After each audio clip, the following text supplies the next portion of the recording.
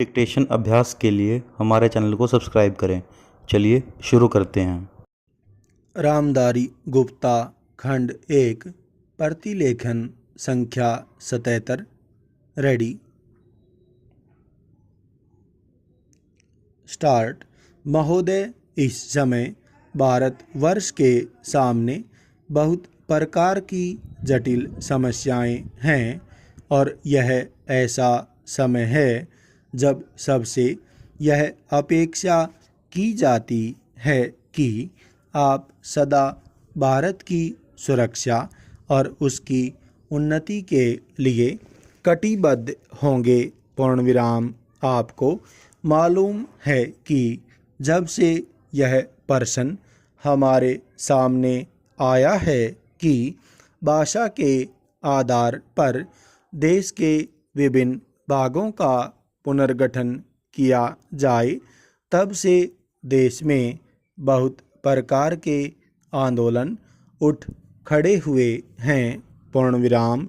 सरकार ने जनता की इच्छा और मांग को देखते हुए उसके लिए एक विशेष आयोग नियुक्त किया और यह आशा की जाती थी कि उसकी जो कुछ भी सिफारिशें होंगी वे सबको मान्य होंगी और आपस के मतभेद के लिए कोई स्थान न होगा।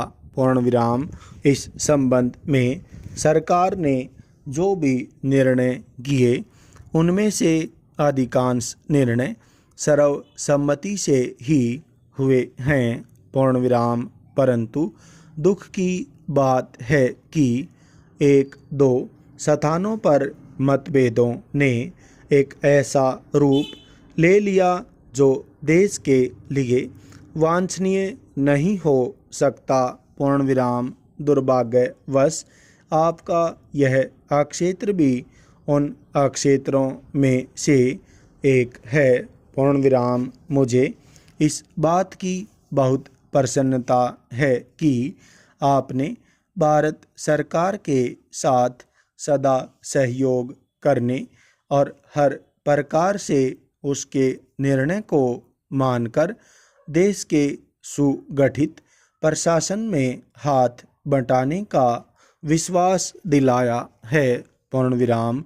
जब किसी देश के सामने बड़े बड़े प्रश्न उपस्थित होते हैं तो उनमें से कुछ बातों पर मतभेद हो जाना स्वाभाविक ही है।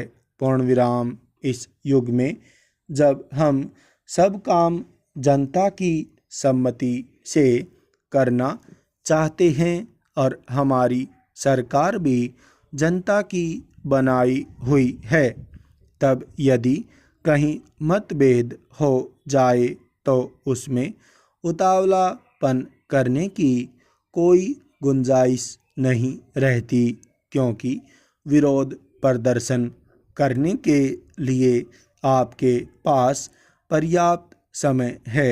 पूर्णविराम। परंतु एक चीज़ जो हम सबको भली भांति जान लेनी चाहिए और जिसके संबंध में किसी प्रकार के मतभेद की गुंजाइश नहीं होनी चाहिए, वह यह है कि चाहे हमारे मतभेद कितने ही अधिक क्यों न हों, उनको सुलझाने का एक ही उपाय है और वह उपाय यह है कि इस संबंध में निर्णय आपस में बातचीत करके तथा एक दूसरे को समझा बुझाकर किए जाएं, डंडों और पत्थरों से नहीं।